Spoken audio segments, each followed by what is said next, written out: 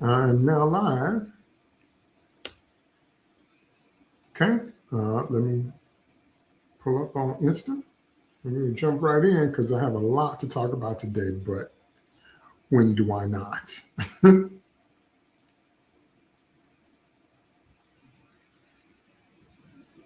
Okay, good. On Insta. Okay, so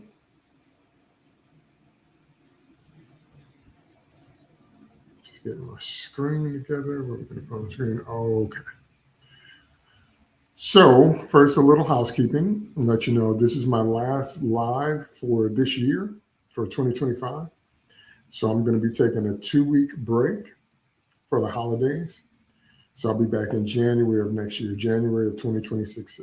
2026 is the next time I'm going to broadcast live. So, again, I'm going to be off for the next 2 Fridays at least for Christmas and New Year's. So, I'll be back sometime in January. I have to see if I'm going to be back the first Friday in January or not. I got to see. I will let you know because I'll still be on Twitter. So those that follow me there, you guys will know. So just so you know. Okay. So having said all that, the last 7 days in fandom have been all about trailer leaks. Trailer leaks. So I'm like, I got to talk about this. We need to talk about it. I mean, how could I not? Because that's been the buzz literally for the last 7 days across fandom. And so that's just it, though. So many of them were leaks. So I'm not going to play them. I'm going to talk about them, but I'm not going to play them because, I don't want any copyright claims and I don't want any copyright strikes. And sure enough, that's what they're doing. You think they would be different. You think because it's supposed to fall under fair use, but also you think they'd be happy that we're reviewing them. They'd be happy that we're talking about it. But in the Marvel one, the Avengers one in particular, they're putting it in front of Avatar and they're doing 4 different ones. So we'll talk about it when we get there. But their goal there is to drive more people to the theater. And I'm like, But anyway, so instead, I'm going to be using stills and I'm going to be using articles and I'm going to be using tweets. So I'm not going to be playing any of the bootleg stuff. Not going to be playing any of that stuff because, like I said, I don't want to get a copyright claim or a copyright strike. So we're just going to be dealing with that. Okay. So again, what we're talking about today is trailer roundup. Like I said, that's what's been happening all week. So how could I not talk about that? That's been happening all week. So when you get here, those of you that are watching me live, sound off in the comments so I know you're here. And leave me some comments as we go because I put them on at the end. And I love to hear your comments and love to talk about them. All right. So first thing we're going to start with is Clayface, the Clayface trailer. Okay. But first, who is Clayface in the comics? Who is Clayface in the comics? Okay. Well, he's been at least 2 different people. So let me show you the screen for his first appearance. Let me put that up while I'm talking. All right. Good to see you, man. Good to see you.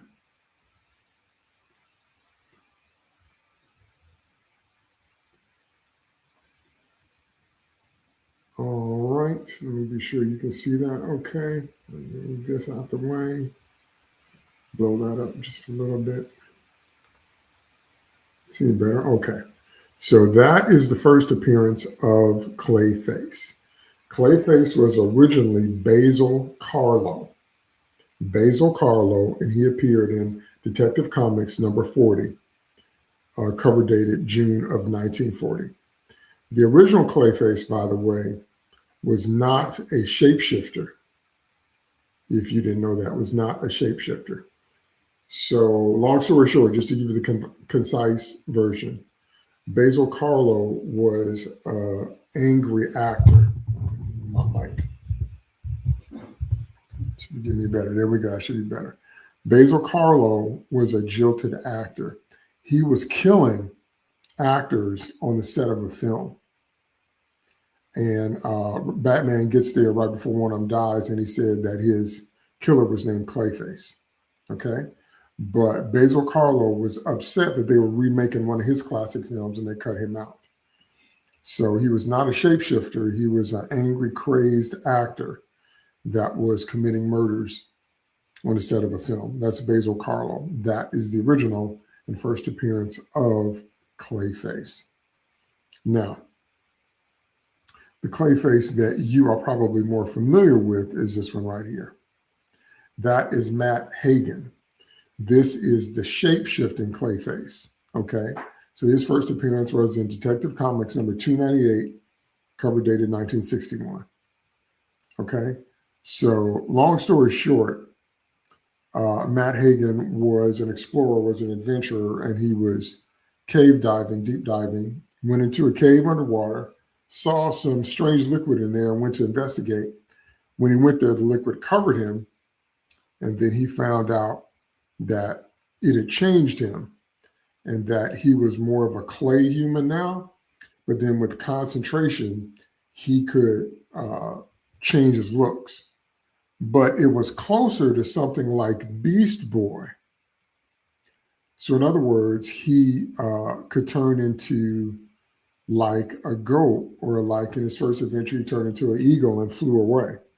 So at first it was something, it wasn't just taking on a different appearance of something. It was much more like Beast Boy, or maybe even Mystique, but Beast Boy in the sense of he could turn into that particular animal and take on his properties originally. Then as time went on, it became to be more just Matt could change his face and change his shape. And then as time went on from there, and especially on Batman the Animated Series, he became a little bit more like Sandman, became, especially Sandman and Spider-Man 3, much more of a shape-shifting monster that seemed to keep gaining mass and weight. So every time he showed up, he was larger than a man and he could start swallowing people. So his powers, like most villains and most heroes, have increased over time and have changed over time. But this was his original appearance.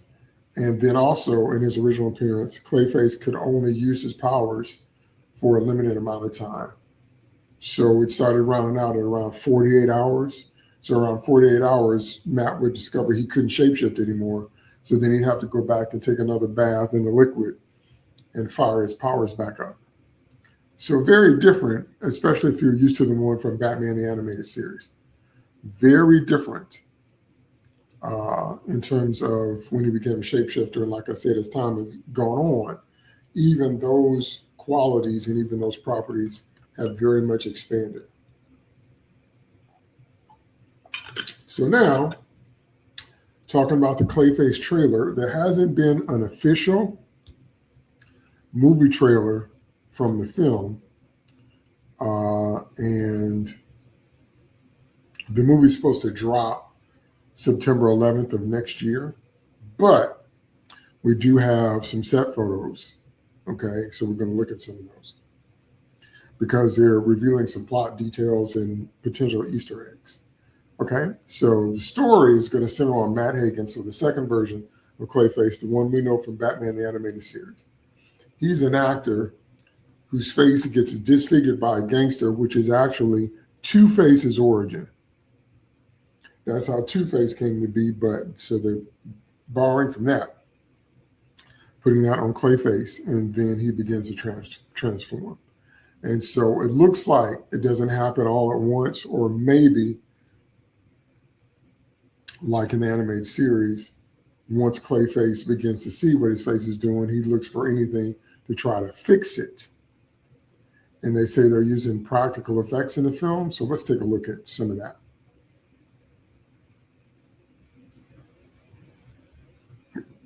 So here we go. Look at that. That is gruesome. There's no other word for that. That is seriously gruesome. Okay.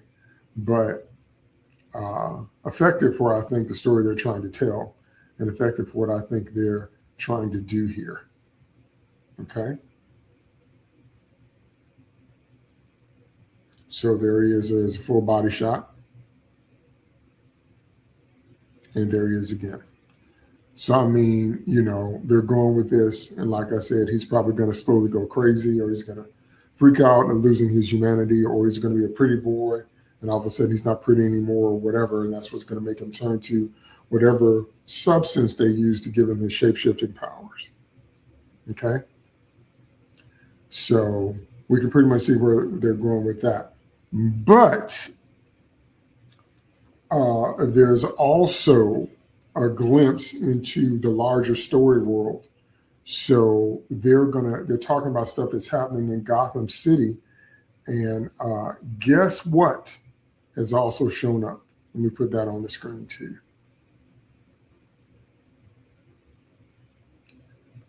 Look at that. Look at that. Can you see that? Yeah.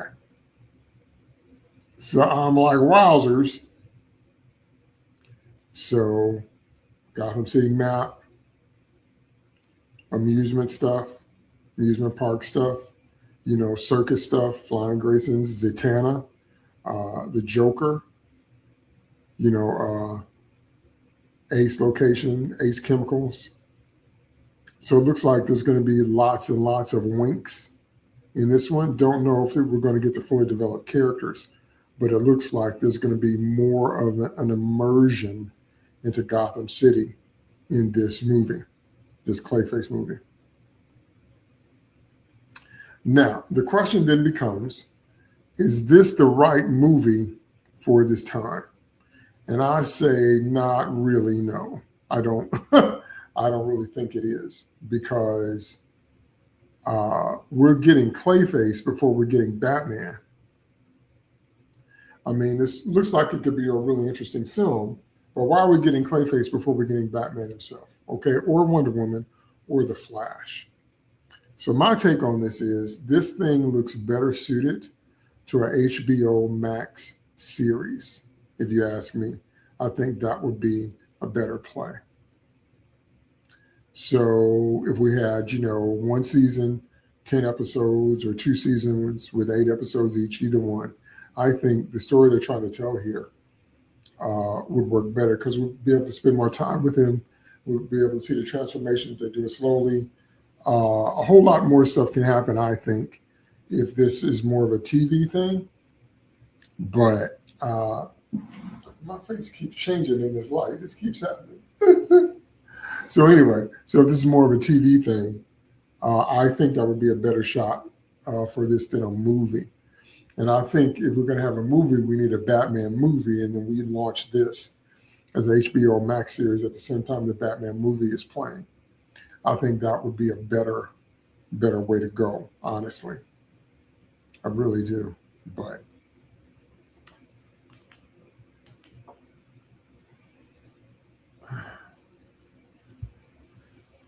trying to see if I can get a better angle, because my face is too dark. That's a little bit better. Okay, so that's my take on it. So we need a Batman movie. We don't need this first. And this would work better as a miniseries, okay?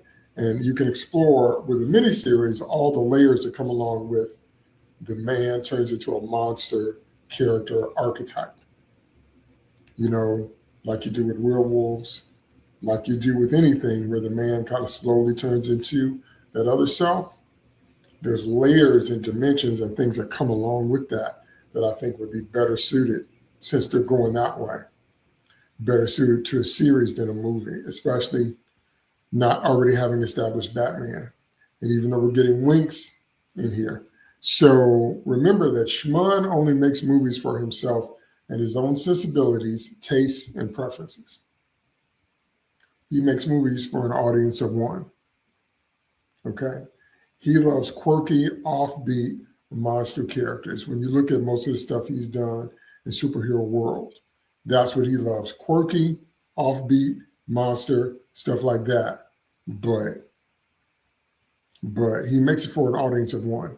Now, on the flip, I love Grayson. I love the Flying Graysons. I love the circus background. I love Robin. I love Nightwing. I love Zatanna. So that part, even an allusion to it, I can't help but fanboy out a little bit on that one. Can't help it. Okay. I don't know how much of it we'll see, but it might be like that Human Torch cameo in the first Captain America movie. Might be brief, but that was a wink within a wink because that was layered. Okay, if you don't know about the original Human Torch and all of that. So that was a wink within a wink in that Captain America movie. So it might just be like that. Like we might get a quick glimpse of the circus or a quick glimpse of that poster, you know. So we have to see. But I can't help but be excited about even that little bit because that's how much I love Batman. That's how much I love his story world. That's how much I love the fact that Grayson comes from the circus and that he's got that flying trapeze, he's got his acrobatic training. And that's always been the core of his character and his fighting style. So, I mean, I can't help but want to see what they do with that. So we'll see.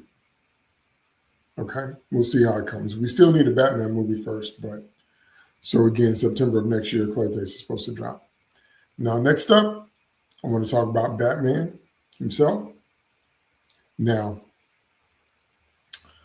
no, there is no confirmed Batman movie, but I want to talk about a couple of tweets that Shimon himself are supposed to be quoting him about what he said. So we got to talk about these tweets. So let me pull them up.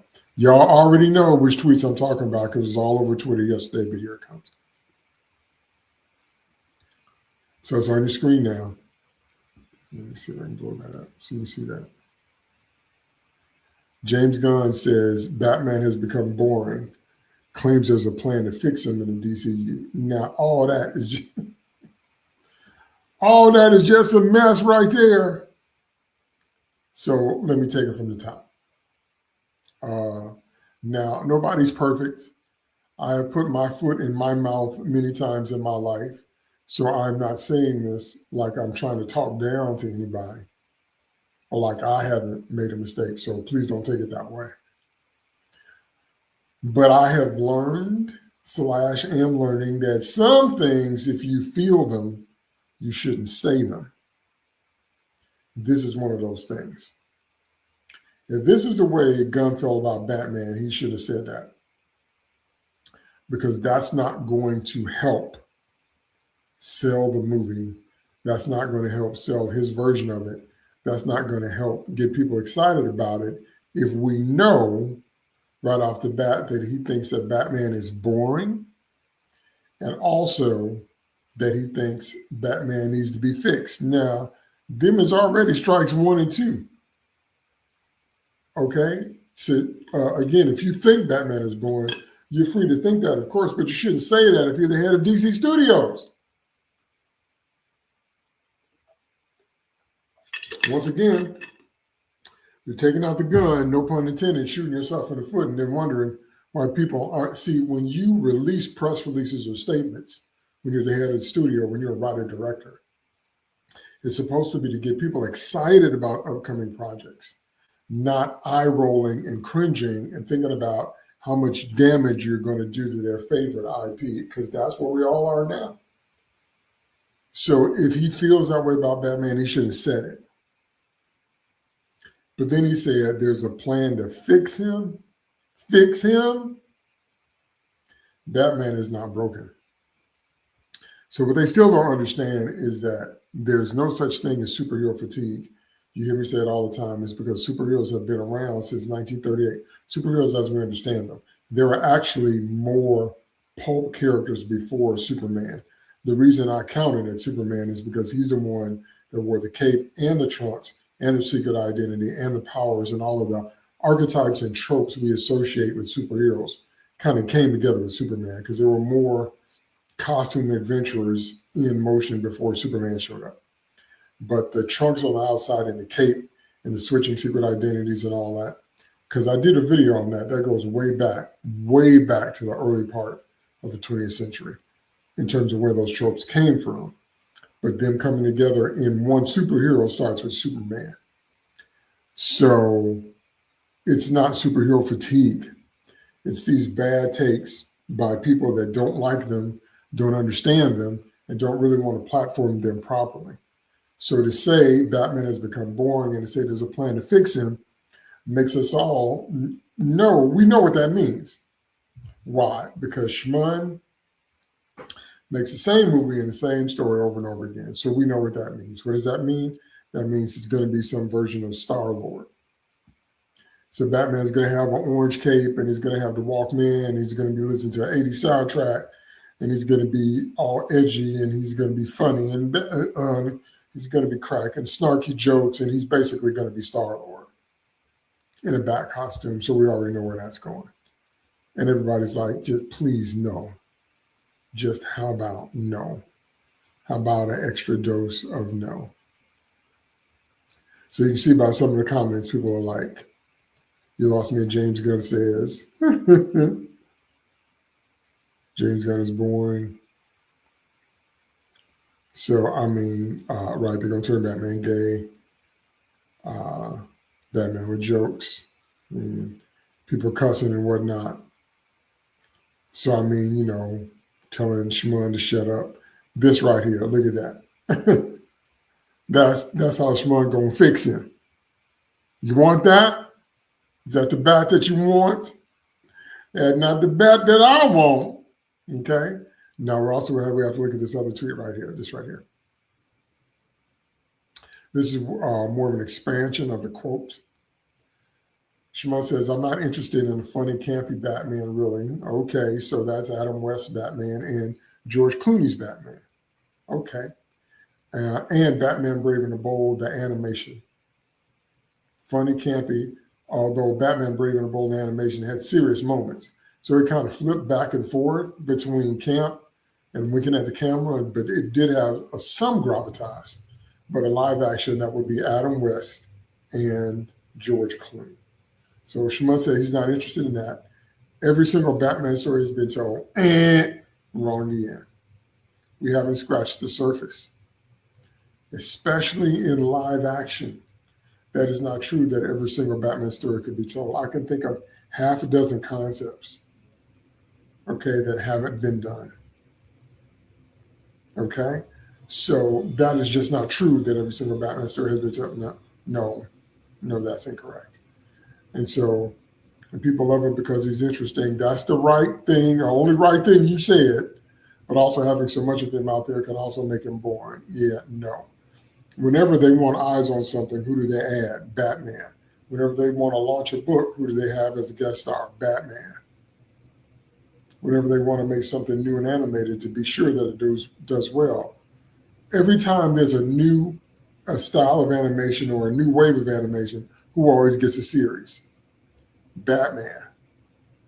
Batman has had more animated series on the DC side than anybody. We're still waiting on them to give Wonder Woman an animated series, which is really a shame. And Green Lantern had that excellent Green Lantern animated series, and they canceled it because they couldn't sell enough toys off of it.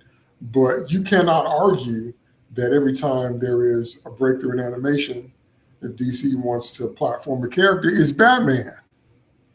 So you can't say also having so much of them out there makes him boring. No, people can't get enough of Batman. So how do you create that property that's fun to watch? The fact that you have to ask the question means that the answer is not going to matter. The answer to that question is you give us the actual Batman. You give us the angry, scarred psyche of that 8-year-old little boy who saw his parents murdered in front of him. And where something was born that day in Crime Alley that overwhelms him. You give us the vow where he swears on his parents' graves that he's going to spend the rest of his life fighting crime and fighting criminals. You give us his training around the world. And it doesn't have to be another origin movie because you can do all that in the opening sequence montage. Okay? You give us the world's greatest detective. You give us one of the world's greatest mixed martial arts fighters. You give us a creature that studied theatricality to scare criminals, because that's why he adopted the bat motif, was to scare criminals. He said they were superstitious cowardly lie. That's how you do it. He has the most popular, arguably the best rogues gallery in comics, but you can make an argument for Spider-Man and the Flash. But I also add the Fantastic Four. The Fantastic Four's rogues gallery is up there in the top four, and they always get slept on. So you can argue who has the best, but you can't argue that most of Batman's villains are known and have become iconic themselves. And I don't know of too many other villains that have their own shows, because the Penguin has his own show. Like who else, has done that in terms of a villain? So no such thing as too much Batman, and no, he's not boring. And a property that's fun to watch would be the actual Dark Knight that we've been reading about. Go back and read some Neil Adams. Go back and read some of his original adventures. Like, I love Batman versus the Monk. The Masked Monk is one of my favorite early adventures, because Batman has fought some everybody. He's fought supernatural foes. He's been a pulp hero, a strong detective work, gangsters, street thugs, drug lords, mob bosses, the mafia, superpowered villains, even cosmic threats. Batman has fought some everybody. So, so for the director of DC Studios to say something like, how do you create a property that's fun to watch? I got 3 words for you. Read a comic. That's how. So, I mean, it's disheartening in a very real way. It's disheartening to see that, because he doesn't need to be fixed, and he doesn't need to be turned into Star-Lord with a bat costume. And we know that's where it's going. If Shimon is saying stuff like that, we already know how that's going to play out, because he only writes one type of story. He writes Star-Lord and Guardians of the Galaxy over and over and over and over again. Okay, so I will repeat my statement from last week. Shimon is not the right person for the DC pantheon of characters, unless I'm going to list off some characters that would be right up Shimon's alley. Okay. Justice League Dark, Deadman, Etrigan, The Outsiders, The Phantom Stranger, The Spectre, Swamp Thing. That's who Shimon needs. That's also what would work for Snyder. Let me read that list off again. Justice League Dark, Deadman, Etrigan, The Outsiders, The Phantom Stranger, The Spectre, Swamp Thing. That's what Snyder needed to do. That's what Shimon needs to do. That's his jam. Not Batman, Superman, and Wonder Woman. He don't know nothing about brightly colored, optimistic, inspirational heroes. The Flash, he don't know nothing about the Flash. They're the happiest heroes in comics. Right? So if you're going to you need to match a director with their sensibilities. I don't know why that's so hard for people.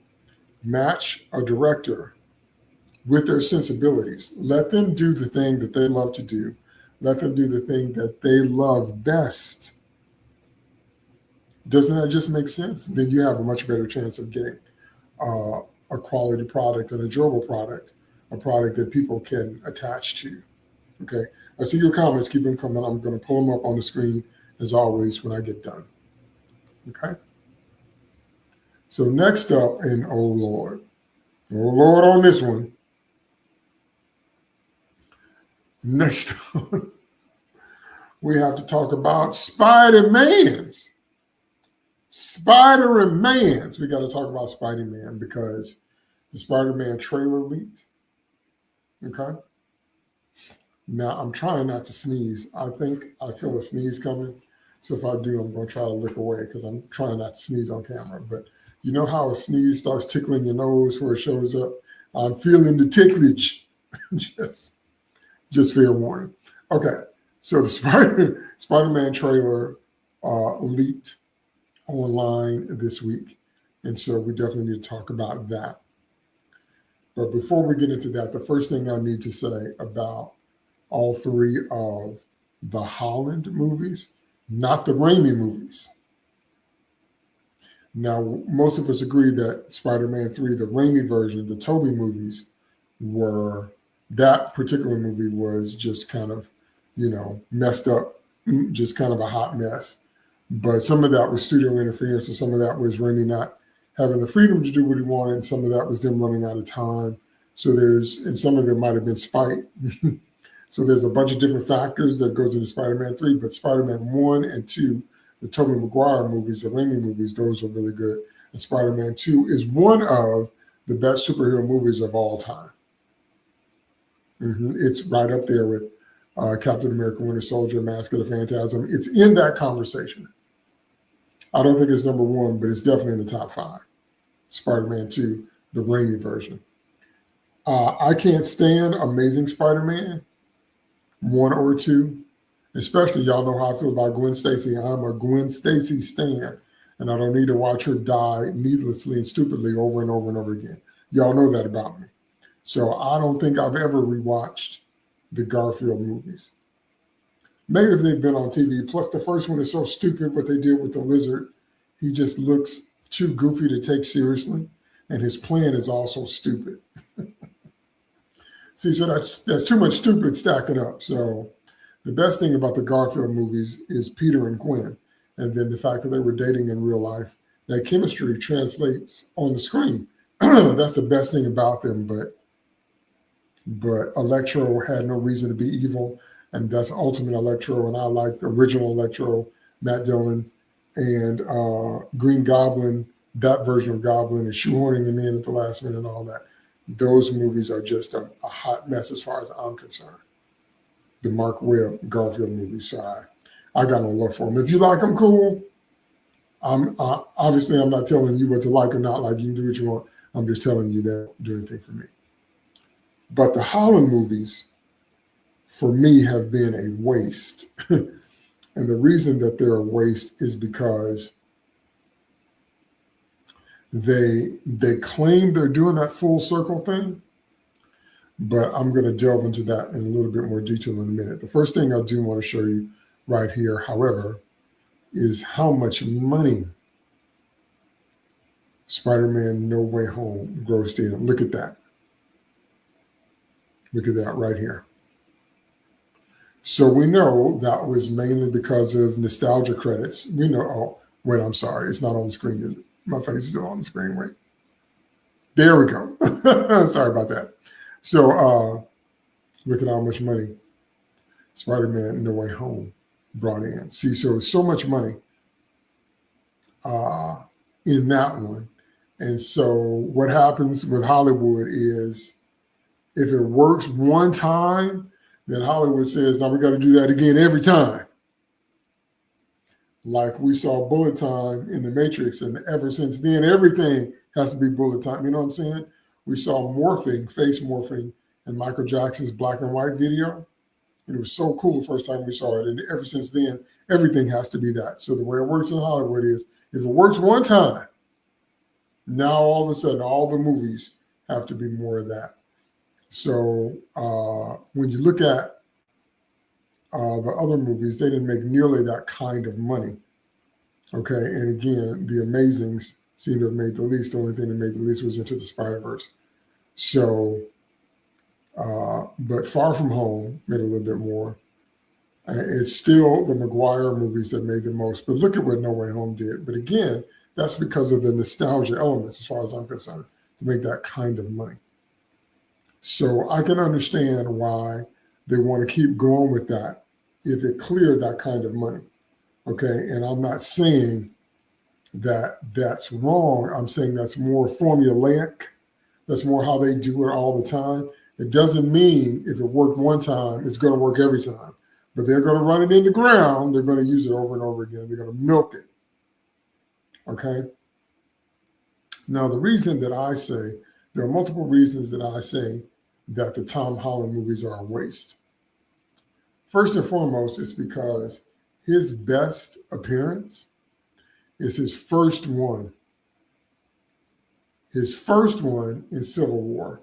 That's the best version of Tom Holland's Spider-Man we've gotten. I don't particularly care for that costume with the black stripes and all that and the web shooters on the outside. But that's still the best version of Spidey with the movable eyes and everything. But the characterization of Peter just getting his spider powers and what it would be like to be 15 and to be kind of a shy teenager. Next thing you know, you can do all these amazing things. That comes across really, really well. Like when he stops Bucky's punch and he says you have a metal arm and he's kind of, geeking out. And when Falcon has to tell him to shut up because he's running his mouth too much in a fight, and, little touches like that were gold. So this, I think, is the best appearance of Tom Holland's Spider-Man. And if they had stuck with this characterization and stuck with this vibe, I think that his movies could have been better. But you know what they did? I'll tell you what they did.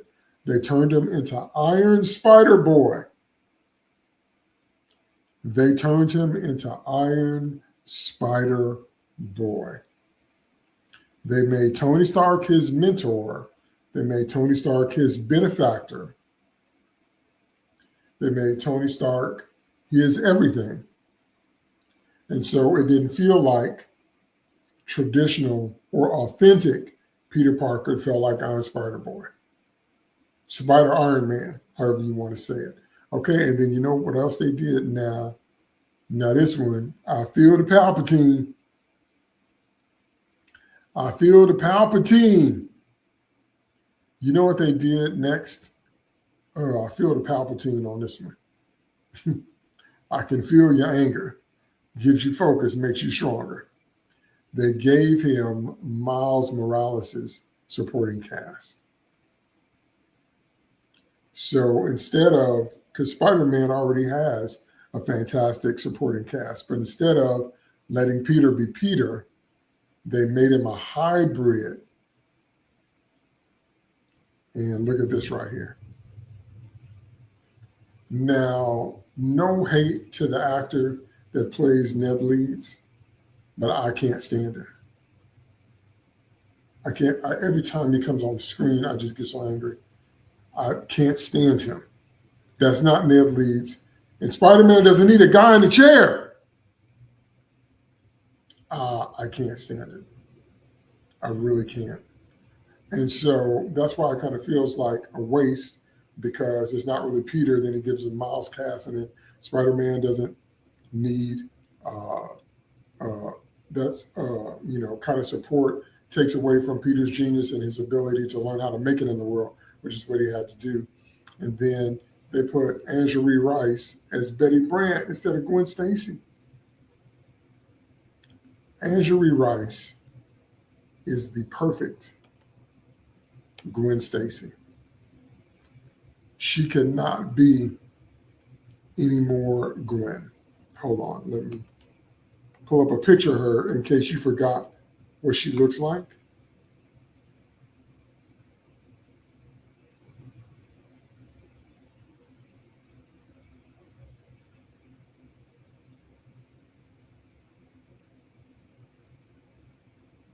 Look at that right there. You can't tell me that's not Gwen. You can't tell me that's not Gwen and Lila. You can't tell me that is not Gwen. They made her be Betty Brant. Why? Why? Why is she Betty Brant? Please explain. So they made him do that, and then Miles Morales supporting cast.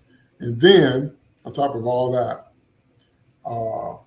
they have Zendaya as MJ, and she's not Mary Jane Watson, but she's Michelle Jones, but they still use MJ. And what? So Zendaya is another one of those it girls, and once a girl becomes an it girl, she has to be in everything. Lindsay Lohan used to be an it girl. Right now Sydney Sweeney is an it girl. Millie Bobby Brown is an it girl. So when they're dealing with the it girl, Kristen Stewart used to be an it girl. So when they're dealing with the it girl, they have to be in everything. And so Zendaya has been the it girl for a while now. So I think they're moving on to Millie Bobby Brown and Sydney Sweeney, but Zendaya as this stupid Michelle Jones, and her attitude is so bad, and she got a smart mouth, and I can't stand her either. It's not supposed to be when you have as incredible of a supporting cast as Peter Parker does, that you can't stand other than I can't stand him. And Flash Thompson, once again, they did a race swapped Flash. And why? That's not Flash. I mean, it's just ridiculous. Okay. And what are the two biggest grievances for Holland Spider-Man?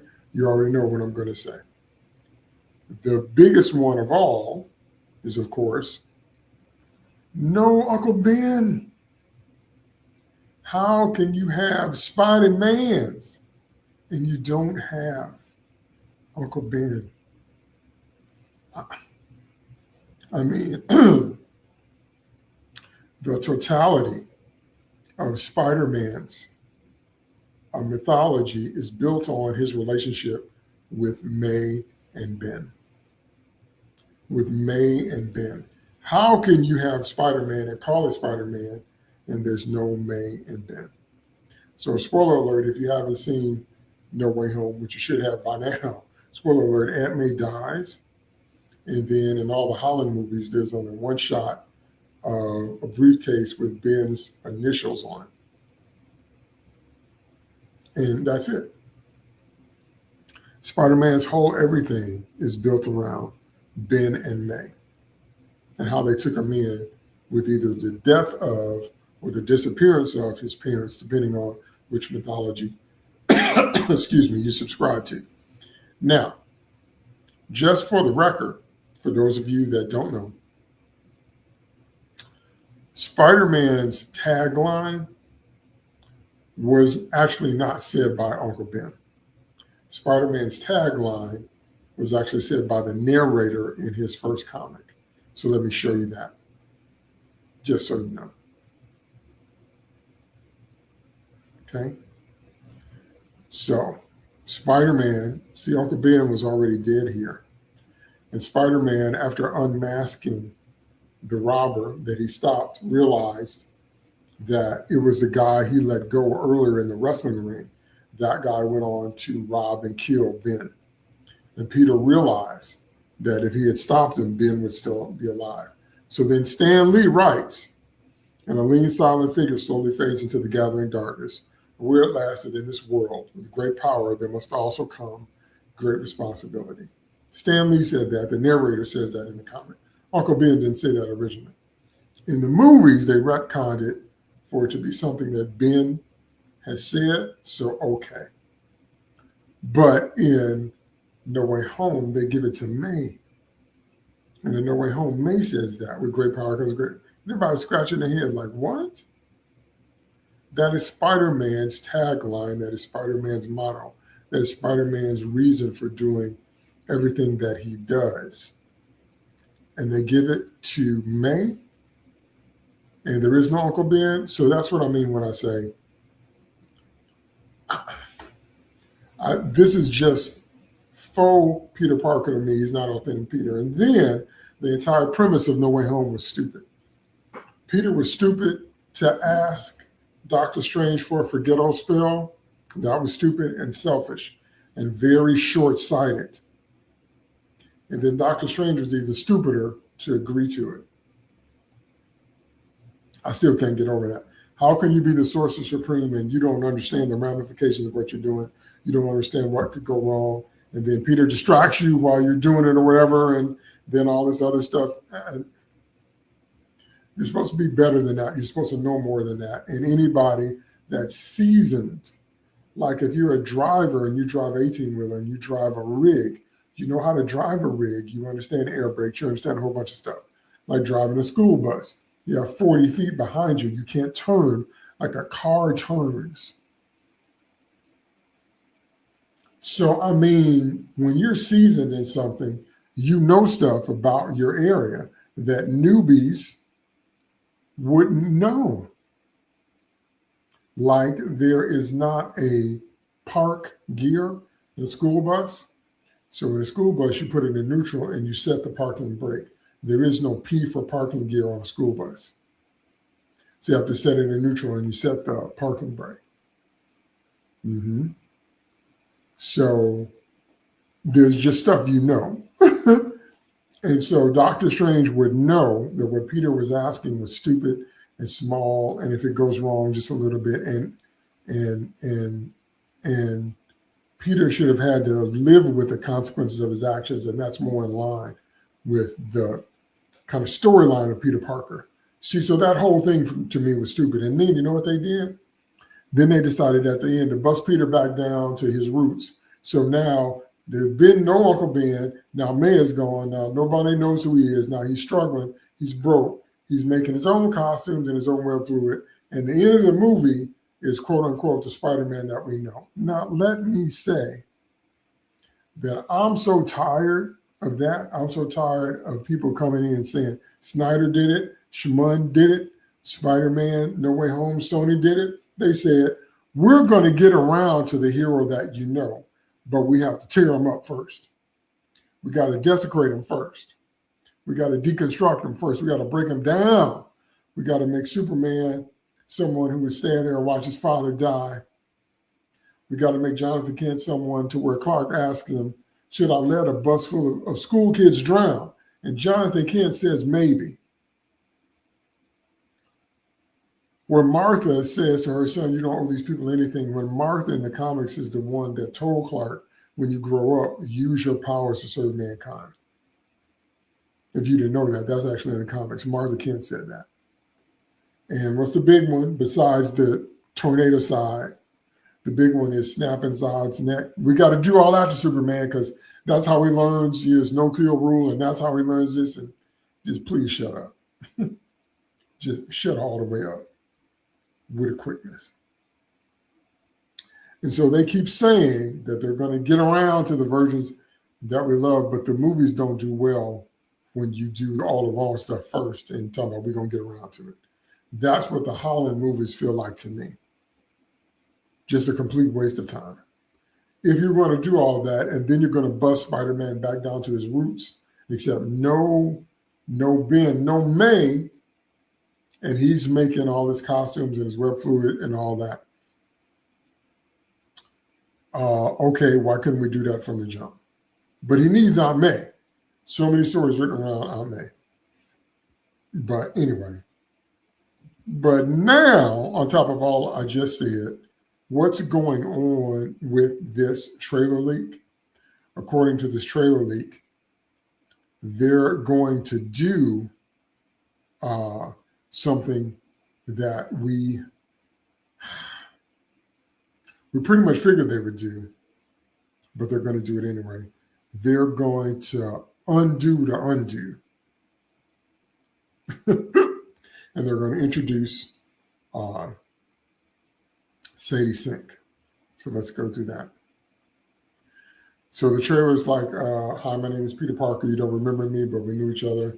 Something bad was going to happen. The only way to stop it was to make everyone forget about me. I'm not just Peter Parker. I'm Spider-Man. And sometimes Spider-Man has to do the hard part, even if it breaks Peter Parker's heart. Okay, that's all good and everything, but now you're telling people again who you are or whatever. And so then he's talking to the Hulk. Professor Banner, I need your help. And Bruce doesn't know him. Then maybe we hear from Tombstone. Then maybe we hear from the Punisher. What are you doing here? Because Punisher's in the movie. Punisher's like, saving your butt, can't you see? And then, but the question then becomes, who is Sadie Sink playing? And so many fan theories as to who that is. The real version of MJ, Mary Jane Watson, not some stupid Michelle Jones or Gwen Stacy, because they just changed her hair color, but why?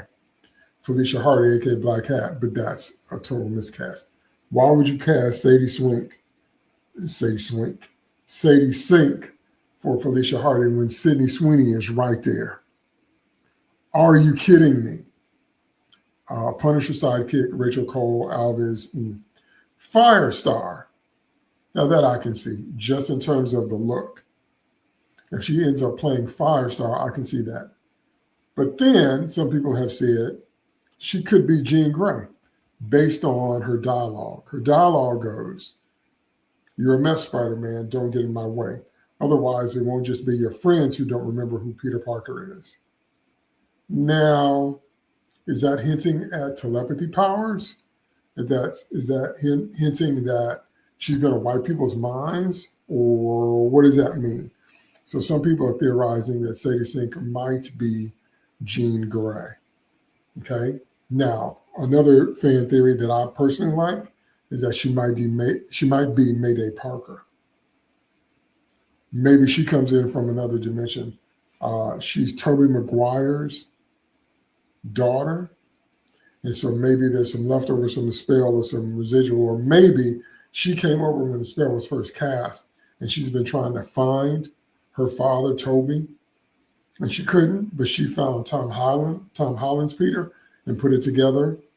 That would be really interesting, actually, if they do that. Then they might have her be Spider-Woman Jessica Drew, but which version of Jessica Drew?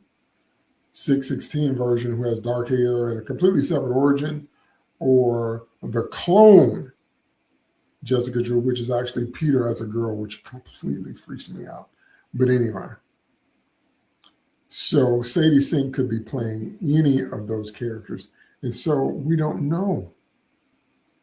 We just know her lines from the trailer. And so there's so much that can happen. There's so much that can happen. Now, if she's playing Jean Grey, I'm trying to understand why.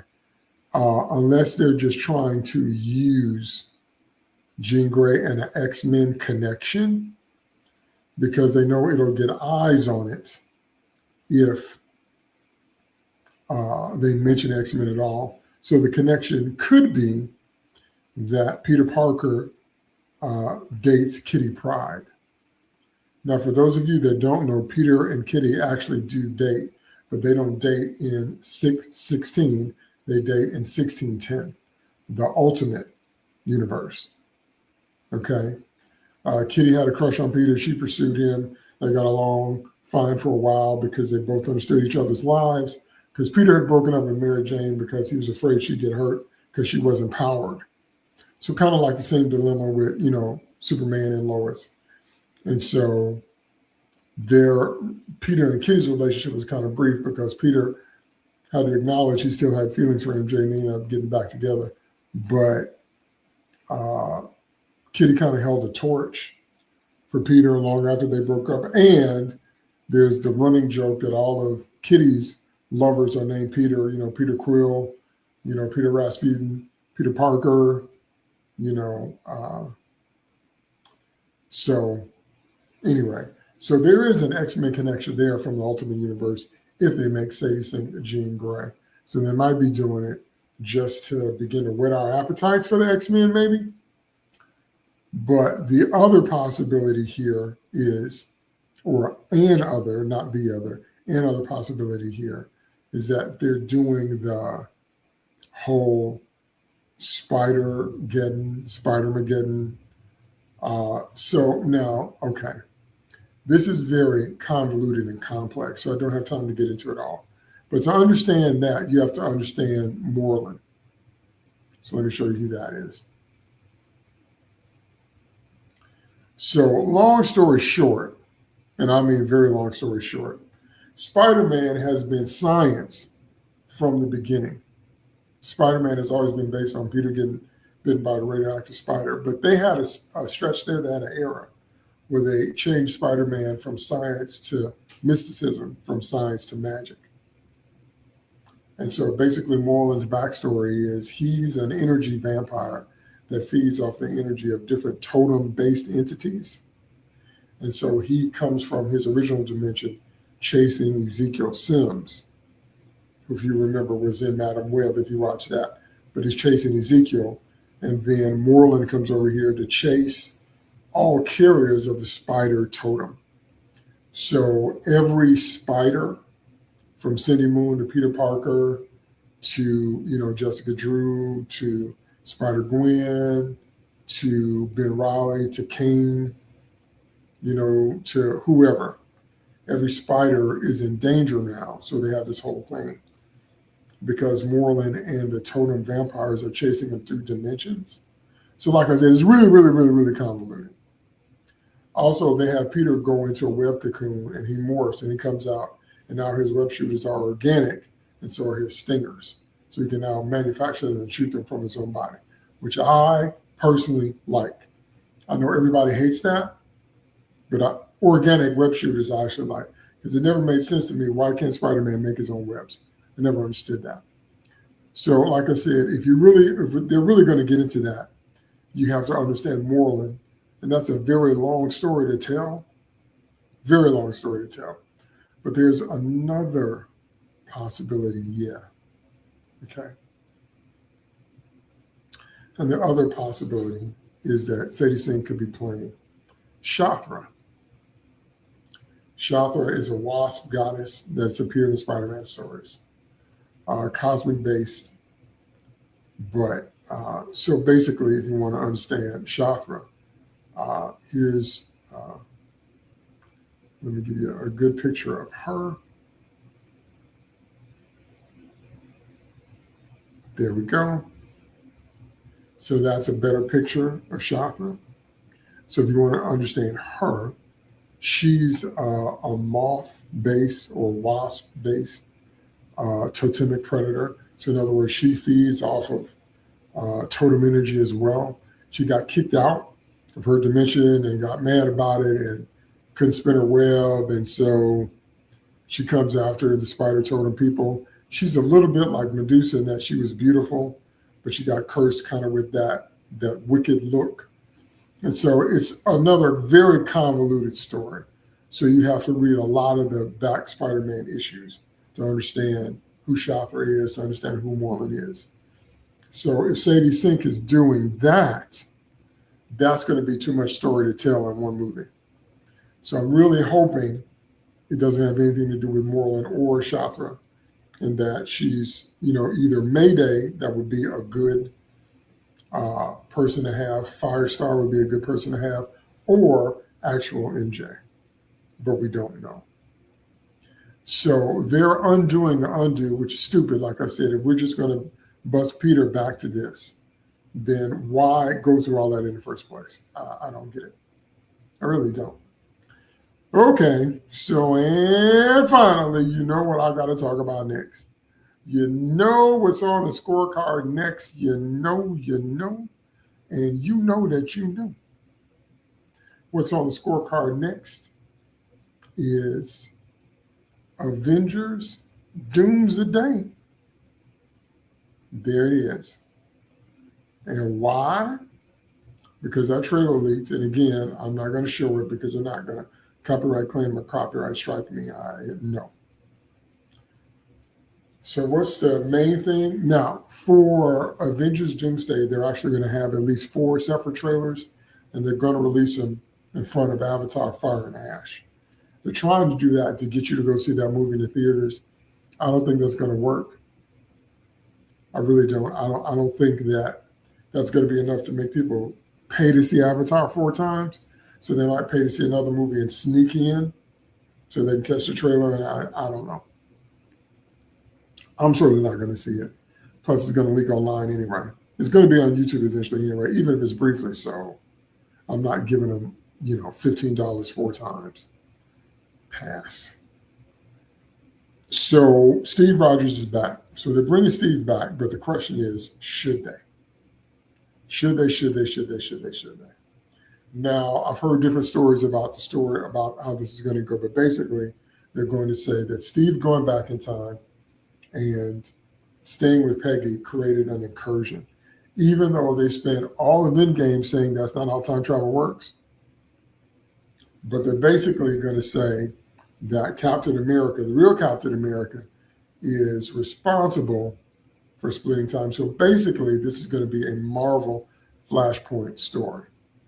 This is basically going to be a Marvel version of Flashpoint, where somebody time travels, changes something in the past, but the ripple effect turns into a butterfly effect, and all kinds of stuff goes wrong and different things, and reality shifts. And so some said that Tony Stark, Doom's wife, is going to die, and he traces it back to Steve going back. And so who knows? But they're going to pin it on Captain America. Now, Chris Evans had the right idea for the longest time when he said he didn't want to come back because he didn't want to ruin his earlier work. He didn't want to ruin those movies. That was the right idea. That was completely right. He should have stuck with that. But I'm sure this paycheck is sizable. And I don't know too many people that would turn down tens of millions of dollars for a few weeks worth of work. I really don't. So can't blame them for that. But they're going to ruin Captain America. I'm calling it now. They're going to ruin Captain America. They're calling it now. They're going to ruin him in his movies, and I'm not looking forward to that because they shouldn't bring Steve Rogers back, and they shouldn't make him the linchpin. Now, in the comics, it really was Captain America versus Doom. So the most ironic part about that is that this is kind of comic accurate in terms of the setup, but we know the real reason that they're doing it is because of nostalgia. Because of nostalgia. Because see, for the last, when did Endgame drop? 2019. For the last 6 years, Feige has been shoving DEI characters. So what we've been getting was a combination of, because remember the MCU was always more based on Ultimates than 616. If you didn't know that, read Ultimates, you'll see the MCU has always been rooted in the Marvel Ultimate Universe and not really 616 and not really Bronze Age, which is why I think they might do the Peter and Kitty story because that's from Ultimates. But they've also dialed in a heavy dose of all new, all different Marvel and Marvel Now. And that's when they retool all the characters and we need diversity, equity, and inclusion. And all of a sudden, we got Echo, we got Kamala Khan as Marvel, we got Sam Wilson as Falcon, we got Spider-Gwen, we got a whole bunch of stuff. They've been force feeding these characters on us since Endgame, started when WandaVision on. They've been force feeding these DI characters in these stories and they haven't worked. So I read one estimate that said they spent about $5 billion. $5 billion. They spent about $5 billion, billion with a B, on everything they've produced from WandaVision until now. And what's the latest drop that they haven't even dropped? Wonder Man. Wonder Man was supposed to drop this month, but it's going to drop next month. Have you seen any ads for it? Maybe one or two. They're going to do Wonder Man just like they did Ironheart. They don't believe in it. They know it's crap. They know nobody's going to watch it. They're going to drop it all at once on 2 installments and try to pretend that it didn't happen. Just like they did Marvel Zombies, just like they did Wakanda Forever, just like they did everything this year. It flopped. It's a flop.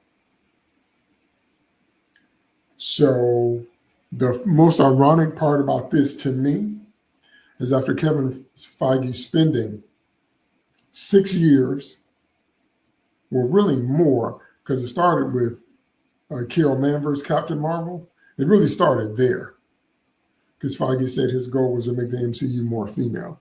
So it really starts before Endgame, but it kicks into high gear after Endgame. And the most ironic thing to me is after spending 6 to 9 years, 6 to 10 years, shoving all these DI characters down our throats, they said, we got to bring back the white guys. We got to bring back RDJ. We got to bring back Chris Evans and Chris Hemsworth. We got to bring back the people that started it all. We got to bring back Iron Man or some variation thereof, the real Captain America and original Thor. That's just cracking me up. After all the Kate Bishops and after all the Echoes, and Daredevil didn't even do well, which was a shock to most people that Daredevil Born Again wasn't good at all. And it wasn't watched either. Okay? Because it's been crap. It's been nothing but crap since after Endgame. Nothing but. And after all that effort to DEI Marvel and all that effort to give us, these diverse and inclusive characters, after all that effort to replace Tony Stark with Ironheart and to replace Hawkeye with Kate Bishop and to, make Kamala Khan happen and all that. It all comes down to we got to bring the white guys back, which is just cracking me up. Because for some reason, Yelena, that's where we met Yelena. I personally like Yelena because I like Florence Pugh. She doesn't bother me. Yelena doesn't bother me, but I know she bothers a lot of people. But Thunderbolt should have been Bucky's movie once again. If they had brought the white guy back. Now, if I'd written Thunderbolts, you've heard me say it before. It should have been Bucky tried it, Steve gave the shield to Bucky instead of Sam. Bucky tried to live up to the shield. He tried to be Steve. Bucky realizes he'll never live up to being Steve Rogers, and he'll never live down what he did as Winter Soldier. He gives the shield back. He becomes Winter Soldier, but he turns all of his training into going after some of the hornet's nest of villains and criminals he knows out there. Because he's Winter Soldier, he forms a team of expendable assassins, the Thunderbolts, to go with him. That should have been Thunderbolts. If they're not going to do the real Thunderbolts from the comics, which was villains pretending to be heroes, and then some of them stayed heroes because they found out that they liked it. That's the actual Thunderbolts under the actual Baron Zemo, and we didn't see them. But if they were going to do the cast and crew that they did with Sentry and John Walker and Ghost and Taskmaster and White Widow and all that, it should have been Bucky's movie. So once again, if they just brought back the white guy, so that is what's cracking me up as a fan, as a writer, that after spending all that time screaming that Sam Wilson was Captain America. Chris Evans himself tweeted out Sam Wilson is Captain America. Over and over and again, Sam Wilson is Captain America. He's Captain America, he's Captain America, blah, blah, blah. And nope, because Captain America, Brave New World, was one of the lowest performing Marvel movies of all time. You're not listening. Captain America, Brave New World was one of the lowest performing Marvel movies of all time. No one went to see it. No one likes Sam Wilson as Cap. Okay, so what I'm going to end on today is this tweet that I saw that is so perfect, I had to share it. Okay, from Tharias Unlimited. This tweet is so perfect. So perfect. So I had to share with you guys, and then I'm going to put your comments on the screen. Here it comes. Can you see it? Hopefully I blew it up big enough so you can see it. To all the people that are whining about this, meaning Chris Evans coming back as a real Cap. If you think this is somehow disrespectful of Sam, maybe you should have supported Sam when it mattered, but you didn't. Boom. He could have stopped the tweet right there. We just could have done that. Disrespectful to Sam. Maybe when they gave Sam his own vehicle, because I made a tweet yesterday where I said the name of the show was The Falcon and the Winter Soldier. Did we miss that? Not Captain America and the Winter Soldier. The name of the show was The Falcon and the Winter Soldier. If you think it's pathetic to shove aside all the new characters Marvel has introduced in the last 5 or 6 years, maybe you should have watched their shows or seen their movies in the theater where it counts, but you didn't. Boom. You could have stopped right there. And that's just what I got to saying. Did anybody watch that mess? Brave New World flopped. Thunderbolts failed to break even. Fantastic Four underperformed. The Marvels was the biggest bomb in the history of the studio. True. I think the Marvels barely cleared 250 million worldwide. Steve's movies made money. It's that simple. It's not about racism or people hating female characters. Those characters just failed. Marvel isn't relying on them to carry Doomsday because the audience showed them that they can't. It's not that Marvel didn't give you a chance to grow with the new characters. They gave you a chance, you just didn't show up. Do you think Marvel would be emptying their wallets to get Chris Evans back if Brave New World, Thunderbolts, Fantastic Four had made $1 billion? Come on. This is happening because Marvel doesn't have confidence in these new characters. Right. And frankly, why should they? The results or lack thereof speak for themselves. Money always talks eventually, and Marvel has started listening. Marvel is finally realizing that what they've been doing since Endgame hasn't worked. Finally, because we've been saying it all along. And since they really need Doomsday to work, they're looking for a sure thing, which is bringing back the white guys. Steve Rogers headlined some of the best and most successful movies in the history of the studio. Were they supposed to not bring him back when the new characters you're whining about haven't put butts in seats? Yeah, boom, boom, boom. Game, set, and match. Okay? I mean, what else is there to say to that? So, like I said, I think they're going to ruin Captain America's character. They're probably going to make him be Captain Hydra, which nobody liked. They're going to make Steve Rogers' incursion into the past be the cause of the Flashpoint event for Marvel, the cause of Doctor Doom manifesting or whatever, and not Doom and Reed. So I made a tweet yesterday or 2 days ago about what book to read to understand Doom and Reed the best. That's Fantastic Four, number 200. So if you didn't see that tweet and you're not familiar with the book, because I always want to give my audience good books to read. I always wanted to give you pivotal books to read so you can read the stuff that really made us fall in love with the characters. You can read the stuff that really explains the characters and their motivations and their backstory and all that different kind of stuff. So what you want to read, oh Lord, I hate when I get images and they're so tiny. They're tiny. Oh Lord have mercy.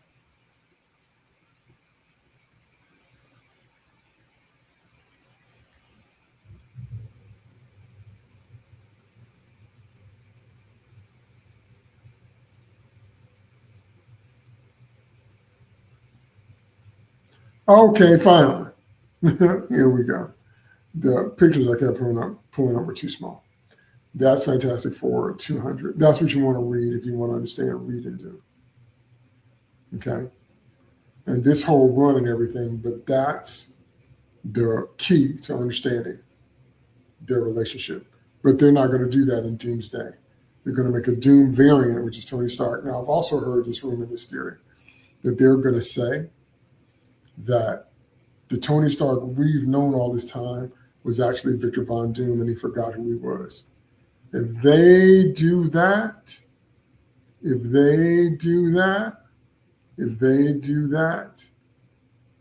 think that Marvel is over now, if they make it to where that the Iron Man that we met in 2008's Iron Man, the Jon Favreau directed film, if they make it to where that was actually Doctor Doom with amnesia, if they do that, you think the MCU is messed up now. That is going to be, I mean, just even the fact that that's a possibility is ludicrous. Okay, it's ludicrous. But they might do it. But whatever they do, we know that the crux of Avengers Doomsday, in terms of the characterizations and stuff like that, is going to be Cap and Doom. But it's going to be Tony Stark Doom and original Cap Steve Rogers. They're going to retroactively ruin everything else. I can just feel it in my bones. Okay. All right, let me pull your comments up because I always love you guys' comments. Wonder if eventually, from Airlock, wonder if eventually they'll use Clayface to show various big characters in DCU. In other words, characters that are fan favorites, but that Shimon and Saffron are not fans of. I doubt it unless they're cameos or winks.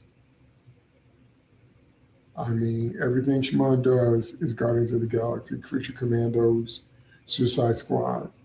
So maybe if they do another Suicide Squad, maybe that will happen to show the big characters. But, you know, I love to see Zatanna. I love to see Dead Man. You know, that would be cool. But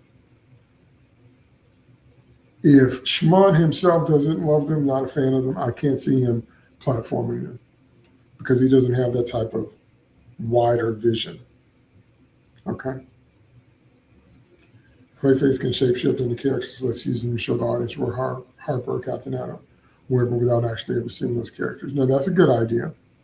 That's a good use of those powers, is once again showing characters that are not actually in the movie, but kind of winking to them the same way Loki did with Thor, and I believe that was a Dark World. Loki kept shapeshifting into different people, giving us cameos. So that's a good idea. You know, that'll be fun to watch. Quite honestly, after what he said about Batman, I'd rather not see a Batman movie. Not from Shimon. Not from Shimon. He's going to destroy the Bat, and I don't need to see that. I have most of these DC animated movies. Batman's in 65% of them. That's right. That's right. So this whole idea that Batman's born and too much of him is a bad thing, or any type of superhero fatigue. No, what we're tired of is bad stories. How many times do we have to say that? How many times do we have to say it's not superhero fatigue, it's bad stories? How many times do we have to say that? Okay, good list. I was talking about the list of characters that Snyder and Shimon should platform. Iraq says add Plastic Man too. I guess Plastic Man is goofy enough, but if they do Plastic Man, they're going to try to make him DC Deadpool. Guarantee. I guarantee you, whenever they do Plastic Man, they're going to try to make him fourth wall breaking DC Deadpool. I guarantee. That's what's coming. I spoke with someone younger than SDT that said these films, TV shows, our age group isn't the target audience. I replied that I see his point, but at the same time, why can't these be for all? Now, all of that is really, really good. Those are some really, really good statements. So let's dive into that. First of all, someone said that these films, TV shows, our age group is the target audience, which is kind of ridiculous because our age group and our generation, our people were the ones that made them rich and were the ones that supported them before they blew up. So why would you purposely diss those people? But that's been the vibe du jour for the last several years. It's a new vibe. It's a new spirit because I was raised differently. If I didn't agree with my dad, if I didn't agree with my father's generation, I didn't bash him or them. I wouldn't think to do such a thing. Disrespect my father like that. What I did was, with my kids, try to establish something new, try to maybe get away from the things from my childhood that I felt like didn't work, and maybe build something new. But at no point did I bash, or would I ever bash. But what's happened in this last generation is it's not enough. And I'm not saying only the people that age do it. I'm saying it's a spirit that's come on everybody. It's not enough to pass the baton and pass a torch. You have to desecrate, tear down, spit on, and bash what's come before. Star Wars, Star Trek, Doctor Who, Indiana Jones, you name it, that's what's been happening. It's not enough to tell some new stories. No, you got to destroy the old stories first. So that's a new spirit that's been on fandom for the past 10 to 20 years. So I replied, Iraq comment, I replied that I see his point. At the same time, why can't these be for all? That's right. The answer to your question is because that takes actual writers. You've heard me say it before, but I'll say it again. In other industries and other fields, people understand that if you want high quality results, you have to pay for good people. Almost in every other field, that is understood. Like if you've got a plumbing issue, but it's not a common issue, you probably have to pay more to get, AAA rated plumber and someone that's dealt with some of everything, someone that's been in the game a long time. So there's no kind of plumbing issue you could show them that they would have a problem with. Probably pay a little bit more for someone on that caliber, but you understand that. How could you not understand that? Do you see what I mean? So in just about every other field of study, field of endeavor, field of business, if we want to, or like going to a high-end restaurant, if you want something better than common fast food and you want, a different kind of cuisine and you want a different level of options on the menu, you got to go to a higher class sit-down restaurant. Okay, so then they have, stuff that's for everybody, and they have stuff where, you're going to spend $200 on an entree, good Lord, And so if you want that level of food, seems like to me we understand that. But for some reason I haven't figured out yet, I'll take that back. I figured it out. It's because of DEI. DEI works best in areas where they don't question it. The two biggest areas that they don't question it in is religion and entertainment. In religion, they say in the name of love, you have to accept anything. That is not the God of the Bible, and that is not what love is. Why don't you let your child poop in the living room? You potty train them. Why is that? Because that's not appropriate behavior. As much as I love my child, we don't bookie in the living room. So they take it to religion and they say, well, whatever I do, whatever my lifestyle choices, you have to love me and accept it anyway. In the name of love. It's all about love, and that ain't love, and that ain't God, and that ain't the Bible. They also bring that to entertainment. We need different voices. Okay, so if you're saying that old straight white guys are, you don't want that anymore, which is what they've been saying. Have you read that article about the lost generation that came out this week? It's really, really awesome. I highly recommend it. This right here. That's this one. The Lost Generation by Jacob Savage. You need to read that. Oh, wait, no, it's not on the screen. I always do that. Yeah, that. If you haven't read that this week, read that. The Lost Generation by Jacob Savage. It's brilliant in its analysis of what has happened in the last 10 to 12 years. So read that if you haven't read it. But anyway, so the answer to your question, Iraq, is why can't these be for all, which is what they should be? The answer to that question is because you need people that can write on that level. You need people that understand history of a character. You need people that understand accessibility, an on-ramp for a character, that understand that if we're going to get people into the character that haven't had exposure before, we have to build some type of on-ramp in the story so you can get into their world. Most people know Superman, Batman, Wonder Woman, and Spider-Man. Let's say Marvel did a movie about Jack of Hearts. Let's say Marvel did a movie about Quasar. Let's say Marvel did a movie about Nighthawk. Any of those characters? Okay, well, we need an on-ramp. The normies, the general public, don't know who those characters are. So you have to understand history. You have to understand on-ramps.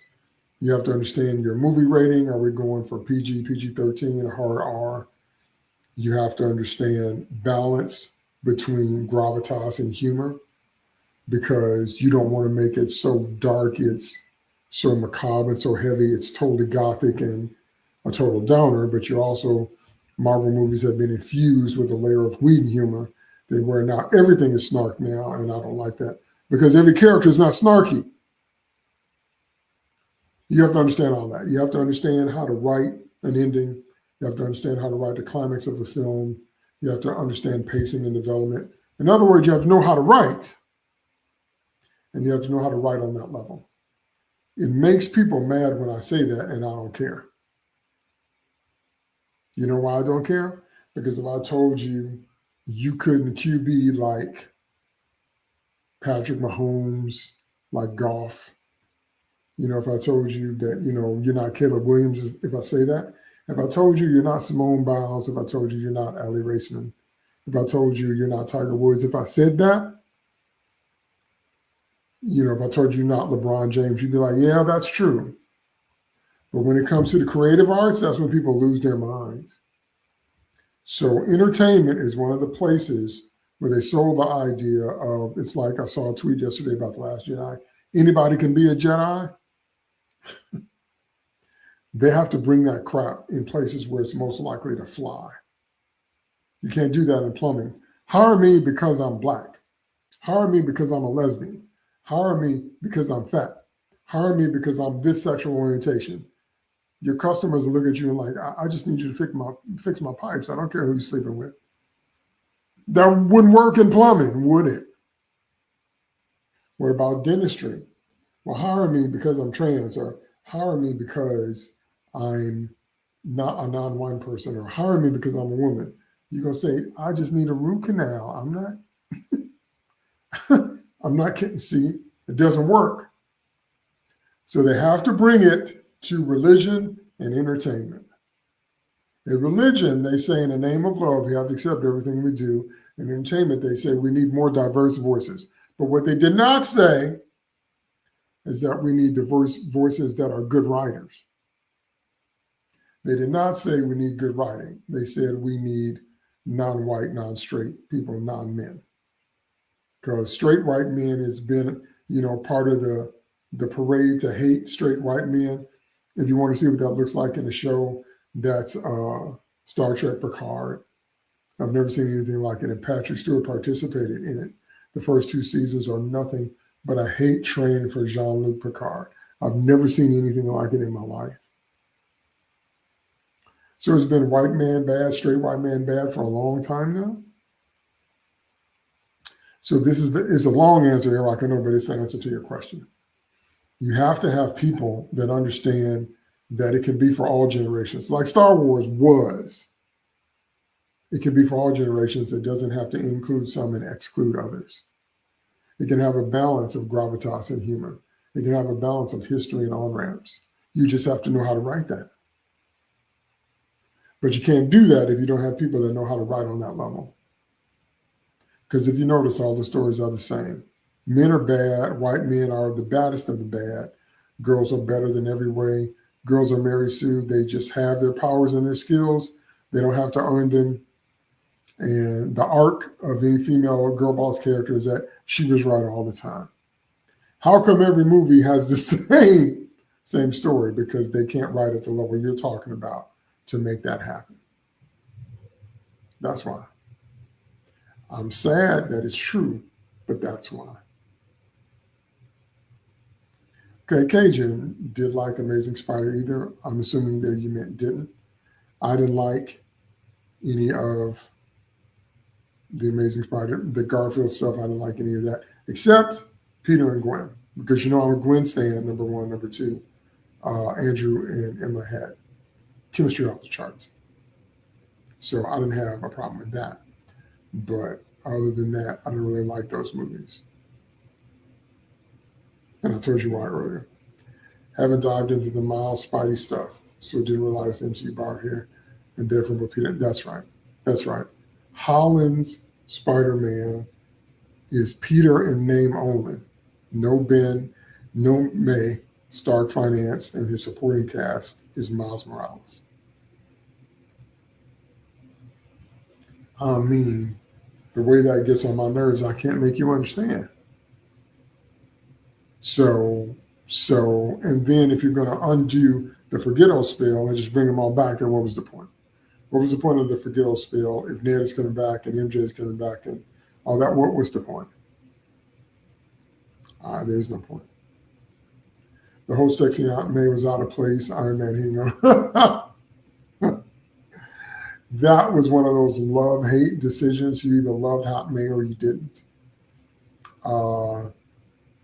I guess I kind of got used to her because it bothered me when Marissa Tomei first showed up. Not Marissa Tomei herself, because I like her as an actress, but the fact that they turned Aunt May from a kindly old, 70-year-old to a hot 50-year-old, I was like, wait a minute, that ain't May Parker.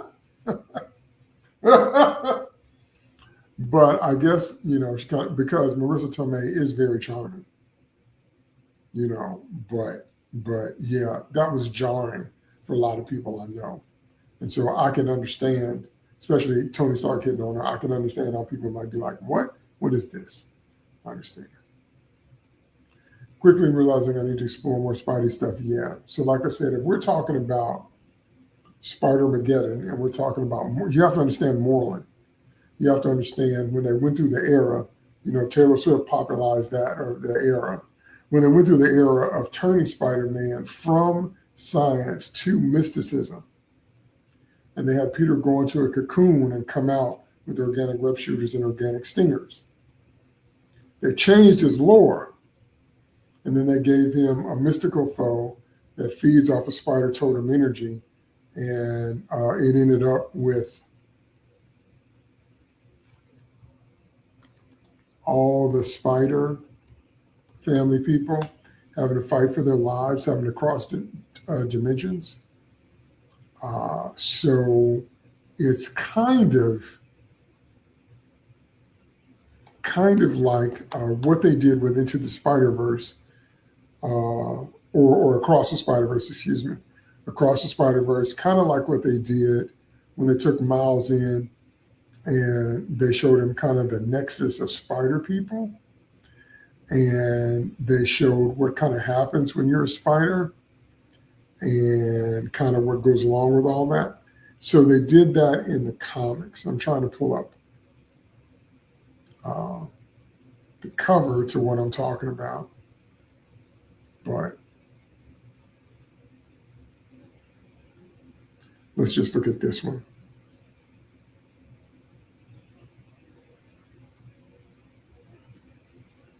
Okay, so this is what I'm talking about right here. So again, they made it so a totem vampire came from his dimension into 616, but then they started pulling spider people from other dimensions. Then they started chasing everybody, and so that's where all that comes from. So you got to read all. It's too much for me to encapsulate.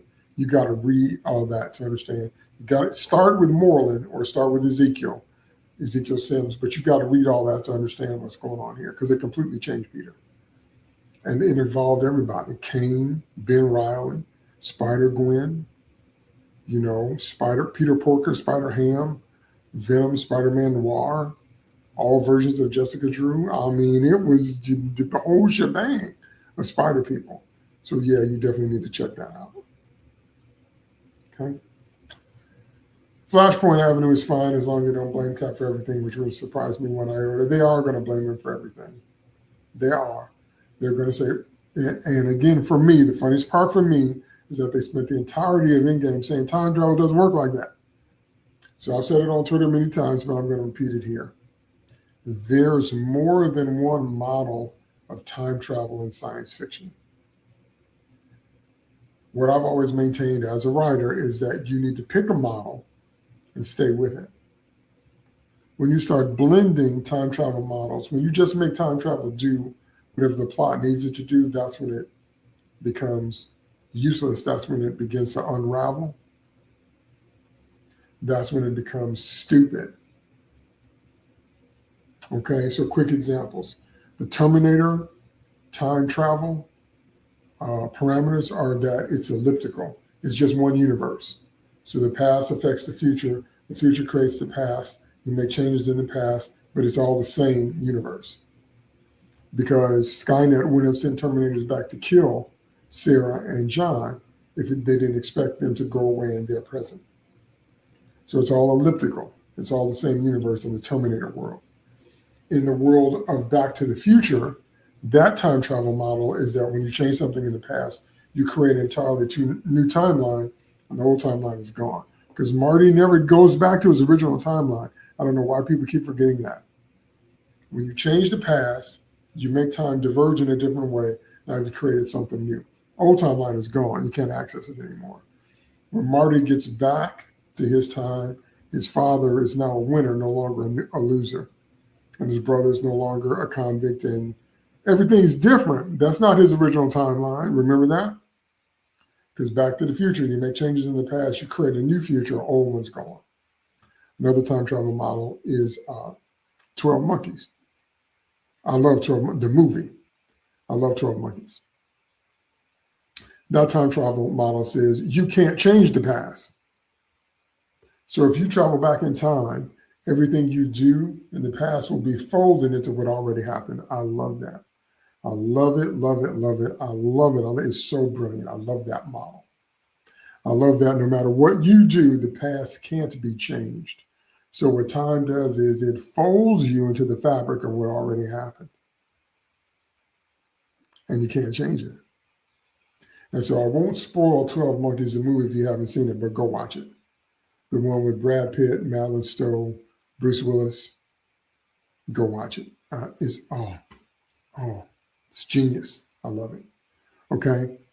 So the reason I say all that is because in Endgame, they kept blending models. They kept saying we can go back in time and put the stones back where they were, and that's not going to affect anything. But then Steve went back in time to stay with Peggy, which would affect everything. And now we have 3 Captain Americas. We have one Captain America that lived the movies that we watched. Then we have the other Captain America that fought him when he went back in time. The one we were talking about, America's butt. And then we have original Cap, which turned into old Cap because back in modern day, when he gave the shield to Sam, now he's old because he lived a life with Peggy. So we have the original Cap that we met that lived the movies. We have alternate Cap that he fought when he went back in time. And now we have old Cap that lived a life with Peggy, which means either he didn't live the Avengers adventures or there's three of them. And Hulkalord kept screaming, time travel doesn't work that way. So what's your model is my point. They didn't have a solid model. They just made it up. Just like Tony solved time travel in a day. Reed Richards could do that. Tony Stark, no. But anyway, Tony Stark, anyway. So they're going to blame Cap and they're going to use time travel to support the plot, not pick a time travel model and write the story around it, guarantee you. Okay. As a white guy, I find the fact to circle back to the white guys. I said it once, I'll say it again. Marvel DC had great black characters, Falcon, Luke Cage, etc. Pushed them, I don't get it. I couldn't agree more. As an African American, I'm also Native American. I claim all my heritages. I'm also part indigenous person. The reason that they're doing it is because they don't think they'll sell. And Sam Wilson kind of proved them right, but that's only because it was Sam as Cap. If it had been Sam as Falcon, he would have had a better shot. They don't think they'll sell. Black Panther was kind of a fluke. And then everybody fell in love with Chadwick Boseman, and then unfortunately we lost him tragically. Normally, it's because they don't believe that minority characters will sell. That's why they do it. I don't know how true that is now, but I'm talking about historically. That's why they don't push them. That's why they take white characters and turn them black.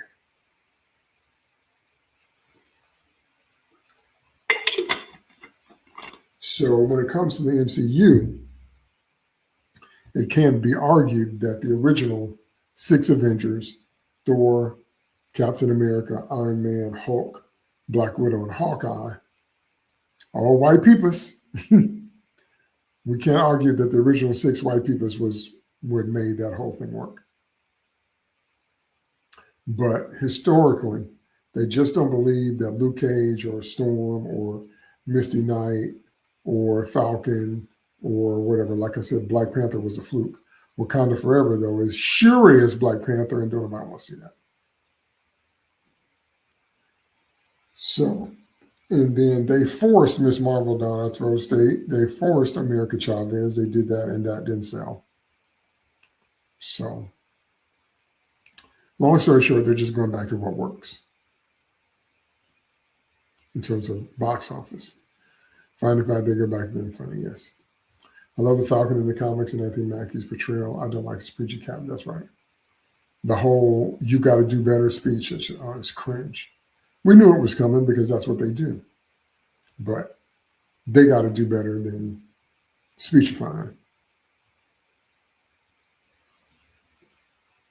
Caden said, "Lord have mercy." FF2 is the most amazing, most tragic FF story. That's right. Alice Paul said that you're not giving credit. Paul is one of the best. Yeah, I agree. Not going to spoil it if you didn't read it, but you will understand Doom and Reed together in a whole new way. Now I want some sweet and sour pork. Okay. Speaking of off ramps, okay. Go for it, man. It's lunchtime. Get that sweet and sour. Jack of Hearts, how wild of a TV show or cartoon would that be? Such a cool and different character. I mean, it would be off the chain if done right. If done right, Jack of Hearts would be. I don't like every character to be tragic, but I do like tragic characters. I don't like every character to where their powers are a curse, but I do like some characters where their powers are also their pain. I do like that, and I do like Jack of Hearts. So if done well, that could be really, really cool.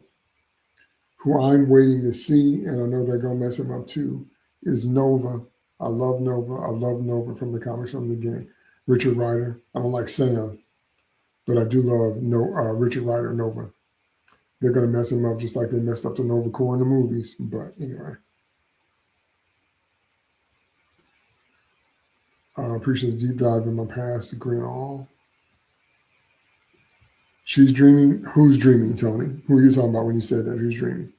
Angeline or Sadie Sink or Marissa Tomei? Who's dreaming? Those were beautiful animated features, the best Marvel has ever done. Earth's Mightiest Heroes, Avengers was their peak in animation. I hear Luke Cage will be coming back either in the movie or more Disney stuff, like more Disney Plus stuff like Daredevil. They need to rename the Spider-Man movie. It doesn't need to be Brand New Day. It needs to be Spider-Man Marvel Team Up. Because, yeah, they're bringing in all these people. They're trying to expand the Marvelverse or whatever. But it's basically going to be Spider-Man Team Up. Marvel Team Up. Okay. Hope so, Tony. I like the actor who played Luke Cage. His name escapes me. Mike. Oh, man, I forgot his name. Hold on.